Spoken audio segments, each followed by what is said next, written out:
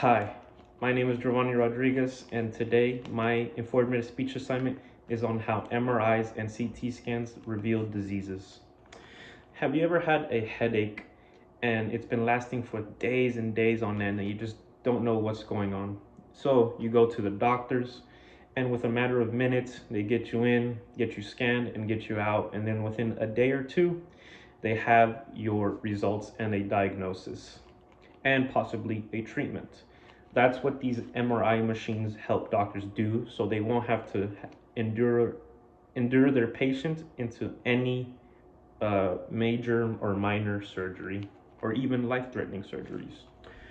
Now, a little bit about myself is that I am studying to be a rad tech or a radiologist technologist, and I have done many research, read many journals and articles on this topic. I've also worked under a radiologist while I was a medical assistant for a while.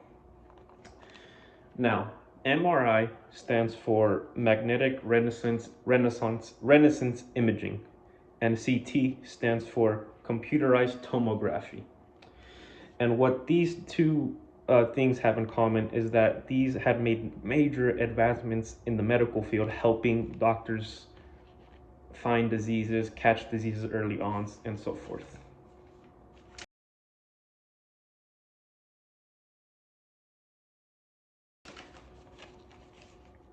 As you can see from the first slide that has been shown, what is an MRI?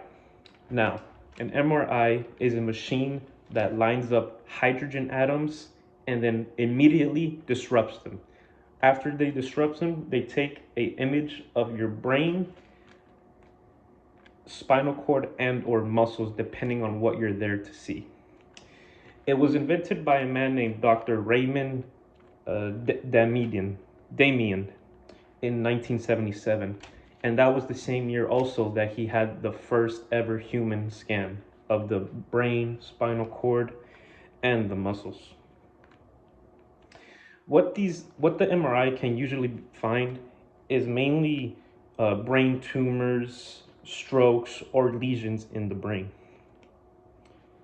As you can see in this next slide that I will show, there will be a picture of a healthy brain, a brain with a tumor, a brain with lesions, and a brain that has had a stroke or in risk of a stroke.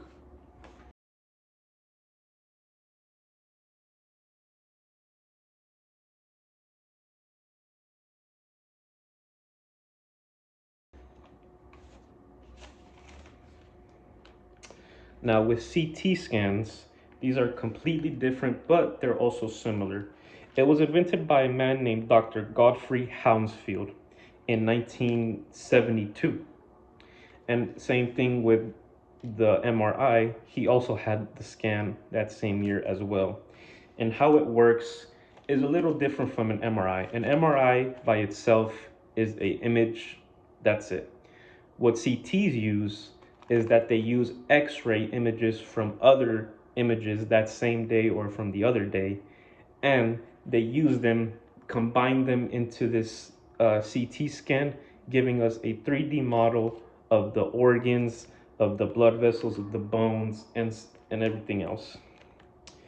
What type of diseases that this CT can see is bleeding, fractures, broken bones, tumors, or even lung infections, as you'll see from this next slide.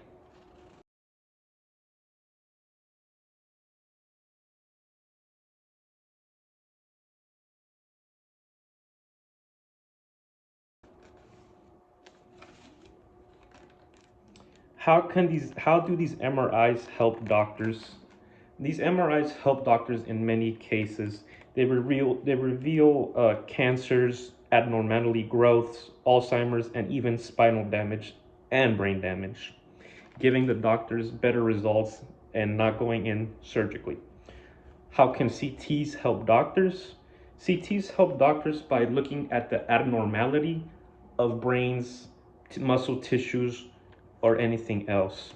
CTs are mainly used to look at the spread of cancers, not just cancer by itself, but how much has it spread over time and will spread over time. There is no if one is better than the other.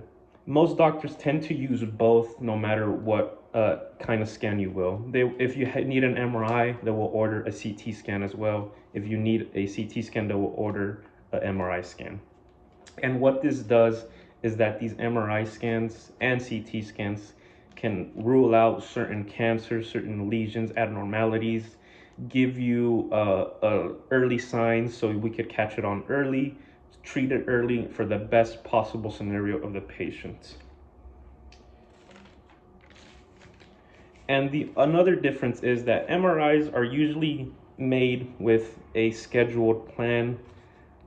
You come in, schedule an MRI scan, come back the next day and get your scan. With a CT scan, CT scans are mainly used for trauma cases because it's fast, it's quick. You can see if there's any internal bleeding, any broken bones, and any fractures. So, to summarize everything that I've talked about, MRIs and CT scans are a major advancement in the medical community because not only does it help save people from catching diseases early on, giving a proper diagnosis, giving proper treatment, it also helps doctors as well to not have the patient stress over a major surgery that he needs to have done when you could just have a scan. So for the next time you go to the doctors, you're getting a scan, or you might be going someone to get a scan for them. Don't just think of it, oh, it's just an image. Think of all the possibilities and how much the doctor is doing to save this person's life just by scanning their brains, their bones, their muscle tissues, and their blood vessels. Thank you. This has been my informative speech topic.